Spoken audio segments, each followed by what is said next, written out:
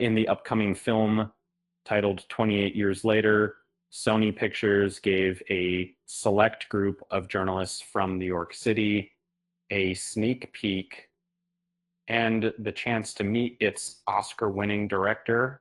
The story follows Jamie and his 12-year-old son, Spike, who leave their sanctuary on a Scottish island. And so during the event, we were granted access to uh, watch the horror sequel's opening scene and saying, the director also shared insights about how the pandemic shaped the narrative for influencing public responses to crises and its impact in the aftermath. Once again, the number 28 is significant.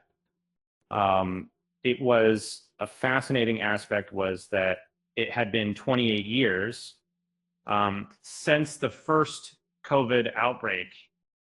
Reflecting on this period, we reacted instinctively to the guidelines given at the time, wearing gloves for interactions and disinfecting groceries.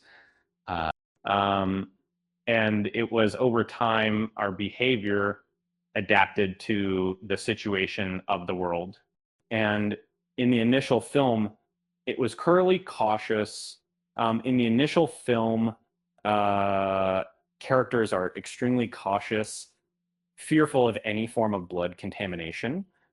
Um, However, in 28 years later, they start taking more risks, as humans tend to do. And you'll notice at the beginning a causeway island where the inhabitants have lived for a long time. Um, they live a unique lifestyle characterized by intense isolation, and they've made their own decisions about how they want to live. And the rest of the story is up to you to uncover. Later on, Boyle shared a humorous anecdote regarding the initial title of the first movie. The studio found this name problematic as it bore too much resemblance to Sandra Bullock's film, a drama centered around substance abuse. Check it out. It's nearly pre-internet era. It's nearly pre-internet era. People would assume they were coming for a Sandra Bullock film. So I used to start by saying, if anyone is here for Sandra Bullock, I just it's um we don't need to worry about that issue anymore. The director went on to explain the true source of inspiration behind the movie's title and why it felt particularly relevant when it was chosen. In the past, when you bought something and later decided to return it, you had 28 days to do so in order to get your money back. And this practice was quite common back then, although it isn't used as much anymore. That's where the idea of a return policy originated. Parts, some difference. The footage shown revealed a visceral and intense continuation from Danny Boyle.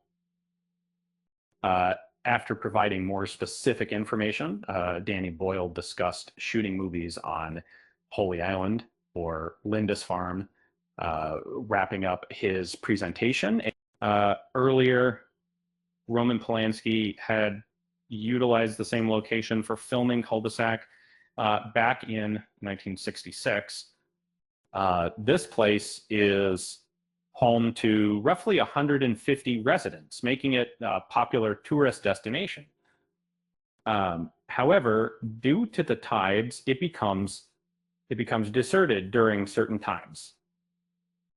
Consequently, they experience a deep sense of isolation for half the day.